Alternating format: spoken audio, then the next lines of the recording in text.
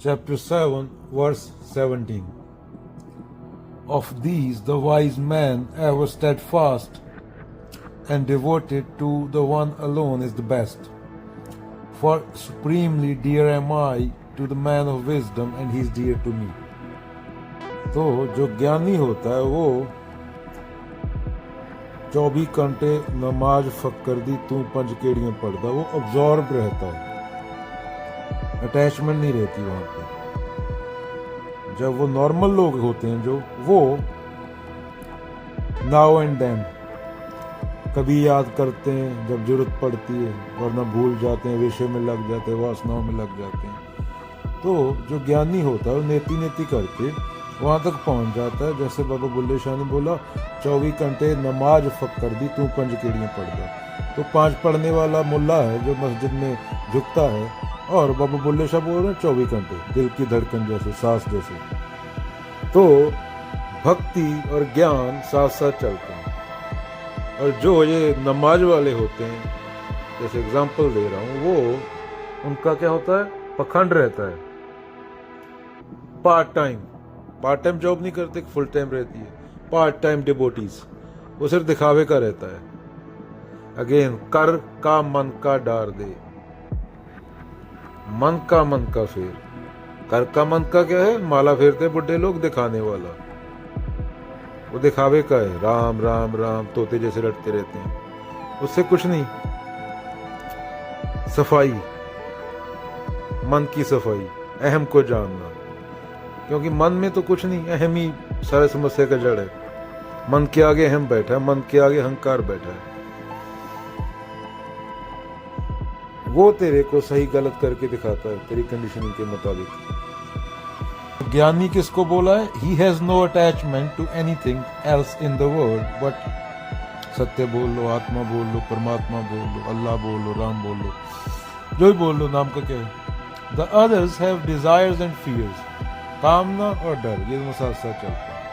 डर कहाँ से आता है? कामना से, मेरे को ये नहीं मिलेगा तो क्या हुआ, कल मेरा क्या होगा। जिंदगी अभी इस पल में है, कल कभी आता ही नहीं। तो हमारी पूरी जिंदगी या तो हम फ्यूचर में होते हैं या हम पास्ट में होते हैं। फ्यूचर की इमेजिनेशन, पास्ट का सोचना, तो हम कभी जीते ही नहीं। जिंदगी तो इस पल में है ना। अभी तो 10 साल आगे का सोच रहा है, जैसे बोलते saving sex for old age. 20 साल का बच्चा 65 साल की उम्र में क्या होगा, वो चीज के बारे में सोचे बैठा है। अरे भाई, 65 साल की उम्र में दुनिया की 60% आबादी तो वैसे ही निपट जाती है, जन्म लेते हैं 50-60%। तो क्या गारंटी है 65 साल की? अभी तो 20 का है, वर्तमान में है नहीं तुम, और 65 साल की उम्र में क्या होगा वो उसका सोच के बैठा है। सो ज्ञानी on the other hand already found the illusory nature of the world, so he has no attraction for anything like wealth or family or glory, which usually tempt the ignorant, जो मूर्ख को अपनी ओर खींचते हैं। मेरा नाम हो, मेरे पास पैसा हो, मुझे 4 लोग पूछें, इंस्टाग्राम पे 4 मूर्ख खड़े हुए हैं, दिखावा कर रहे हैं। He knows one supreme reality. Jnani has removed his mighty obstacle from his way, has come so close to the Lord that he and his master become one. Again, बूंद समाई समुद्र में, एक हो जाना। एक तभी होएगा जब मन शुद्ध होगा, और मन कब शुद्ध होगा? जब अहम हटेगा, आई भाव हटेगा, मैं भाव हटेगा।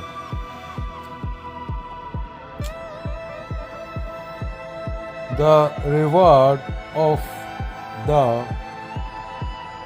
ज्ञानी इज मोक्ष, निर्वाण। उसमें कामना करने वाला बचता नहीं, डिजायर करने वाला बचता नहीं। जो जिसको कुछ चाहिए वो बचता नहीं। वो जो तुमने पकड़ लिया है, ये मेरा धर्म है, ये मेरा देश है, ये मेरा गांव है, ये काला अच्छा होता है, ये काला बुरा होता है, गोरे ऐसे होते हैं, आदमी ऐसा होता है, औरत ऐसा होता है। जो तुमने कन्फ्लिक्ट पैदा कर लिया, कंपैरिजन तो ये सिखा दिया गया है, वो खत्म हो जाता है। वहां पे दो नहीं रहते। और ये एक प्रक्रिया है, दो का ना रहना ही जीवन का अंतिम लक्ष्य है। पर ये लक्ष्य कोई पूर्णता में नहीं मिलेगा तेरे को, वो सतत प्रक्रिया है, वो चलते जाना होता है, गलत को हटाते जाना, हटाते जाना, हटाते जाना। नेति नेति नेति नेति।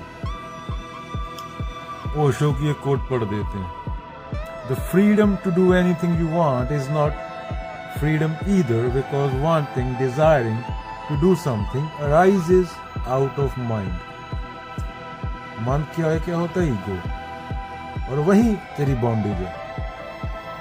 एक कबीर जी का दोहा, जो तू चाहे मुक्ति को, छोड़ दे सबकी आस, मुक्त ही जैसा हो रहे सब कुछ तेरे पास। क्या? जो तू चाहे मुक्ति को, छोड़ दे सबकी आस, मुक्त ही जैसा हो रहे सब कुछ तेरे पास।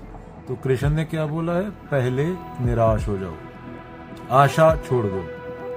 आशा कामना से आती है, और आशा ही दुख का कारण है।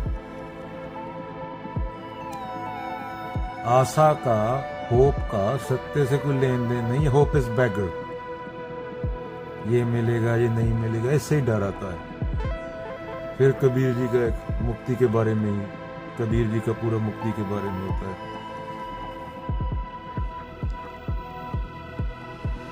चाह मिटी, चिंता मिटी, मनवा बेपरवाह। जिसको कुछ नहीं चाहिए वो शाहन के शाह। कबीरा, वो शाहन के शाह। चलो थोड़ा डिजायर पे बोल देते हैं। कामना। हम अमेजों में जीते हैं, मेमोरी में जीते हैं, पर इंसान तो चेंज होता रहता है। अभी जो कल इंसान था वो अभी नहीं है ना, तूने उसकी इमेज बनाई हुई है, ये कामना है। अभी तुझे किसी औरत को भोगना है, तेरे को ये याद थोड़ी आएगा या औरत ने मर्द को, ये याद थोड़ी आएगा कि वो कोई विचारक भी है, वो कोई साइंटिस्ट है। वो सिर्फ भोग की वस्तु है। ये याद थोड़ी आएगा कि वो किसी की बहन है, बेटी है, किसी की माँ है। ये याद थोड़ी आएगा। ये कामना है। पर कामना तो वो तो बदल चुकी है, वो औरत सेम नहीं रही। तूने इमेज बना ली। सुंदर की भी इमेज है तेरे मन में, कंडीशनिंग से आई। गंदे की भी इमेज है, सब इमेज है। तो हम इमेजों में जीते हैं, मेमोरी में जीते हैं। अगर देख ले आदमी सच को वैसा जैसा है, वो अपनी कंडीशनिंग हटा के, तो क्या वो भोग पाएगा? औरत भी हो सकता है, मर्द भी हो सकता है। जैसे गुरु गोविंद सिंह जी ने बोला है कि तूने किसी इंसान को एक रूप में देख लिया, उसी टाइम कामना खड़ी होगी तेरे अंदर। ये डिजायर है उसको भोगने की। पर जो इंसान को, सेम इंसान को तो दूसरी बार मिलेगा, वो सेम इंसान रहा ही नहीं ना, वो चेंज हो गया। तेरे मन में इमेज बन गई। उसी टाइम जिस टाइम तूने इंसान को देखा, औरत को देखा, भोगने की इमेज बन गई, पर वो तो रही नहीं सेम औरत, वो तो चेंज हो गई। कामना सच के बीच आ जाती है, डिजायर सच के बीच आ जाता है। डिजायर सच देखने नहीं देता।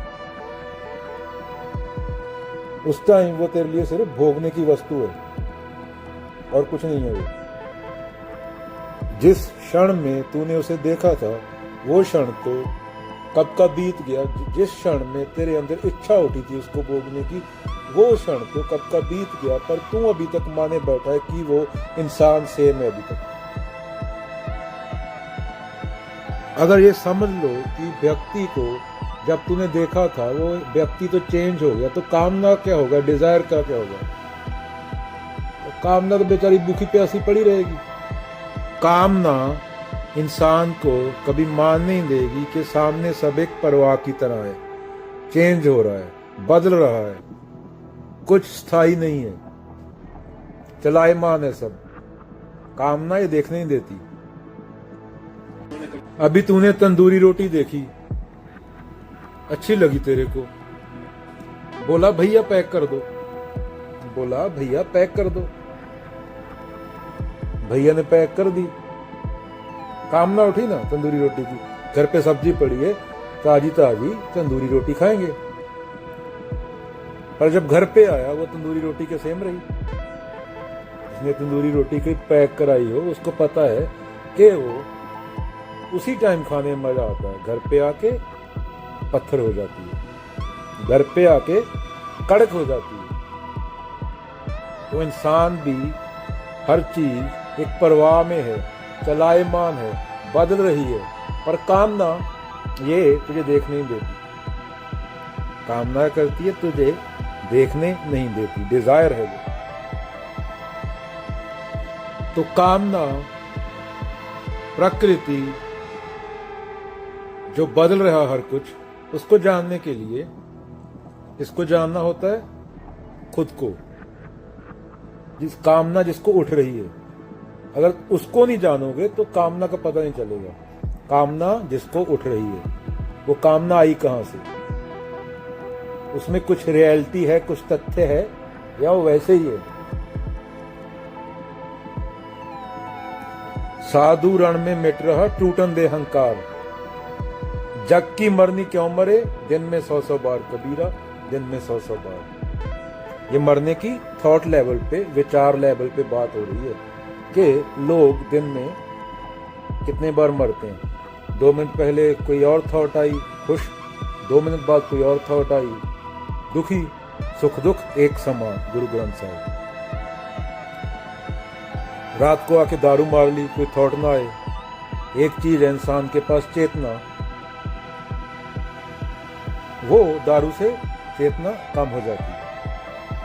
दारू पी के चेतना कम हो जाती है। तू नॉर्मल चीज कर नहीं सकता, जैसे साइकिल नहीं चला सकता, गाड़ी नहीं चला सकता, तो चेतना कम हो जाती है। एक इंसान को इंसान क्या बनाती है? चेतना। और वही चेतना को भुलाने के लिए इंसान दारू पीता है, शराब पीता है, सत्य से भागता है। दारू पीना क्या है? सच से भागना। क्योंकि अगर दारू ना पिए तो सच सामने आ जाएगा। 5 मिनट अकेला बैठे तो उसको दिख जाएगा। तो अगेन, कामना किसको उठ रही है उसको जानना, कहां से उठ रही है, ये चीजें जानना होता है और फिर चीजें दिखाई देती हैं। और 1947 के बाद दाज की वजह से 10-12 मिलियन मार दिए होंगे। गूगल पे सर्च कर लें, अपनी जेब में उठा लें। वो किसने मारी? सास, ससुर और तीसरा कौन है? पति। तो भगवान है, ससुर भगवान होता है, सास देवी होती है। ये पखंड है सब। एक सत्य होता है, बाकी कुछ नहीं। मात पिता पूत बांधवा, ये तो घर घर होए कबीरा। ये जंगल में भी होते हैं, कुत्ते बिल्ले के भी होते हैं, गधे के भी होते हैं, कीटाणु तक प्रकृति में क्रिया करता है। एक कीटाणु तक, ये प्रकृति है। सत्य से कोई लेन देन नहीं, ये चेंज हो रहा है, ये कामना है, ये आगे बढ़ने की वो है। कोरोना एक शरीर से दूसरे में क्यों जाता है? खत्म होना क्यों नहीं चाहता? वो तो कीटाणु है, उसको देखने के लिए माइक्रोस्कोप लगता है। उसके अंदर की जिज्ञासा कहां से आई कि वो बड़े 1 से 2 हो, 2 से 3, नया शरीर चाहिए, नया शरीर चाहिए, 1 से 2, 2 से 3, 3 से 10 मिलियन। तो ये प्राकृतिक है। एक कीटाणु तक को पता है प्रकृति में कि उसको बढ़ना है आगे। ये जानवरों वाली वृत्तियां हैं। सत्य क्यों? क्योंकि तुम चेतना हो। तुम चेतना क्यों हो? तुम्हें मुक्ति चाहिए। मुक्ति कैसे पता तुम्हें क्यों चाहिए? तुम जंगल में नहीं हो। अगर मुक्ति नहीं चाहिए होती, कुछ और नहीं चाहिए होता, तो जंगल में बंदर की तरह केले खा रहे थे पेड़ पे चढ़ के। तुमने लैंग्वेज विकसित की, बिल्डिंगें बनाई, चांद पे गए, नील आर्मस्ट्रॉन्ग, मार्स पे जा रहे हो, तो तुम्हें कुछ बियॉन्ड चाहिए। चेतना को कुछ चाहिए, इसलिए चेतना उसको चेतना को कुछ चाहिए, इसलिए आदमी ढूंढ रहा है जगह जगह, वहां से उसको पूर्णता मिल जाएगी। तो सत्य एक होता है, उसके पास जाके अहंकार खत्म होएगा। और बाकी जो तुम ये पखंड कर रहे हो, ये सब मूर्खताएं हैं, ये सब 2 नंबरी चीजें हैं, प्राकृतिक हैं। जैसे आंकड़े बताए दहेज के और अबॉर्शन के, इसलिए क्योंकि लड़की थी, उसी के माँ बाप ने मार डाला। तो ये सत्य से कोई लेन देन नहीं है। ये कामना, ये पखंड, तुम्हारे ये जातिवाद, ये शूद्र, ये बड़ा, ये छोटा, ये सब, ये जितनी मर्जी टक्करें मारो, यहां से पूर्णता नहीं मिलेगी। जितना मर्जी भगवान बोलो। शर्मा जी वर्मा जी को भगवान बोल रहे हैं। सुधर जाओ, गीता से पढ़ लिया करो थोड़ा बहुत।